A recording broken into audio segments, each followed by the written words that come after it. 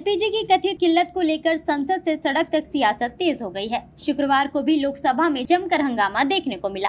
विपक्ष ने एलपीजी संकट और निलंबित सांसदों की वापसी को लेकर सरकार को घेरा। इस दौरान नेता प्रतिपक्ष राहुल गांधी समेत कई विपक्षी सांसदों ने संसद परिसर में प्रदर्शन किया और सरकार से इस मुद्दे पर विस्तृत चर्चा की मांग की।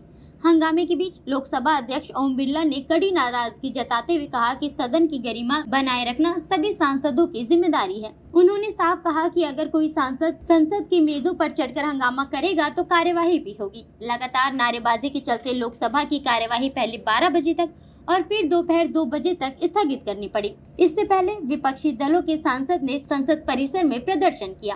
प्रदर्शन के दौरान मोदी जी, एलपीजी, नरेंद्र भी गायब, सिलेंडर भी गायब जैसे नारे लगाए।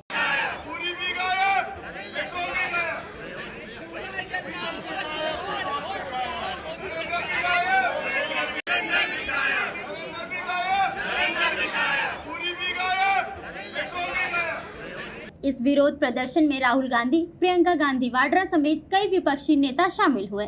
विपक्ष का आरोप है कि देश के कई हिस्सों में गैस सिलेंडर की सप्लाई प्रभावित हो रही है और सरकार इस पर सही जानकारी नहीं दे रही। वहीं सरकार ने इन आरोपों को खारिज करते हुए कहा कि देश में ईंधन की कोई कमी नहीं है। पेट्रोलियम मंत्री हरदीप सिंह पुरी ने संसद में कहा कि पेट्रोल, डीजल, केरोसिन और एविएशन टरबाइन फ्यूल की सप्लाई सामान्य है और देश भर में पर्याप्त स्टॉक मौजूद है। Non-Hormuz sourcing has risen to approximately 70% of crude imports, up from 55% before the conflict began. India sources crude from 40 countries as against 27 in 2006 and 7.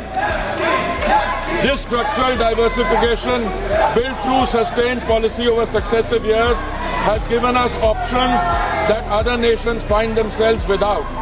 Refineries are operating at high capacity utilization. In several cases, they are exceeding 100%. There is no shortage of petrol, diesel, kerosene, ATF or fuel oil. The availability of petrol, diesel, aviation, turbine fuel, kerosene and fuel oil is fully assured. Retail outlets across the country are stocked and supply chains for these products are functioning normally.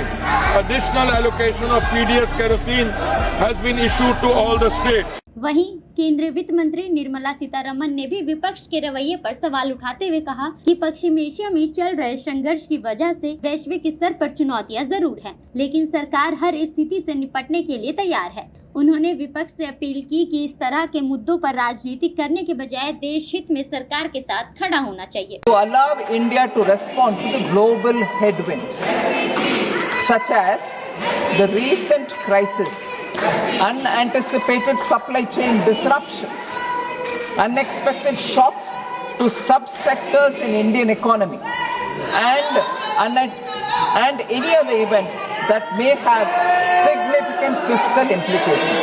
So, in anticipation of what cannot be anticipated, we are coming up with economic.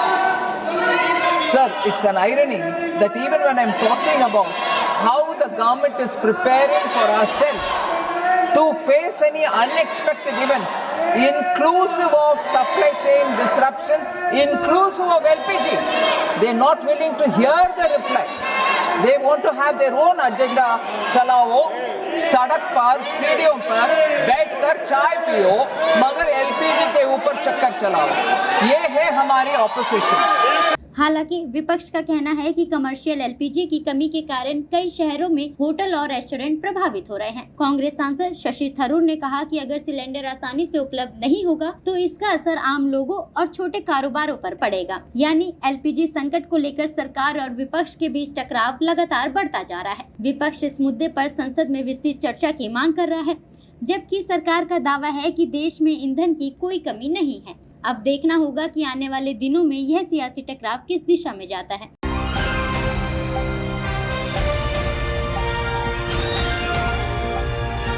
Delhi, Haryana, Uttar Pradesh, Rajasthan की हर खबर के साथ देखते रहिए new India news network.